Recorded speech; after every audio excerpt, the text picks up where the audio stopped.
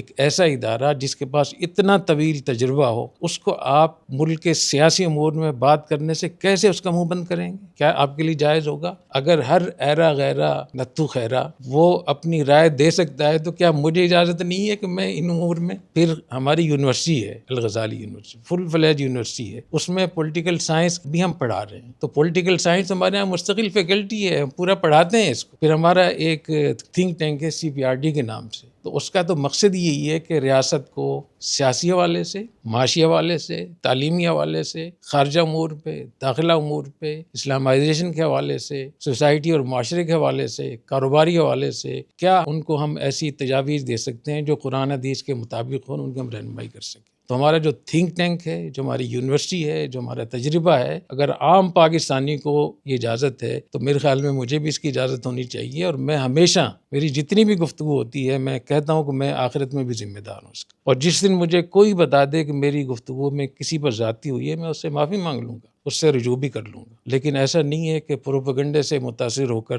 تو میں پھر ایک دفعہ پھر وہ حدیث سناؤں گا ابو ذر غفاری رضی اللہ تعالیٰ عنہ کی۔ وہ فرماتے ہیں بایانی رسول اللہ صلی اللہ علیہ وسلم خمسن واوثقنی سبعا واشهد للہ علی تسعا اللہ اخاف فی اللہ لومۃ لائم۔ نبی کریم صلی اللہ علیہ وسلم نے 5 مرتبہ مجھ سے بیعت لی، 7 مرتبہ مجھ سے عہد اور میثاق لیا، اور 9 مرتبہ مجھ سے اس بات پہ گواہی لی کہ لوگوں کے پروپیگنڈے سے، ملامت سے میں متاثر نہیں۔ تو جس کو میں حق سمجھتا ہوں اس کو میں الحمدللہ کہتا ہوں اور کہتا رہوں گا، اور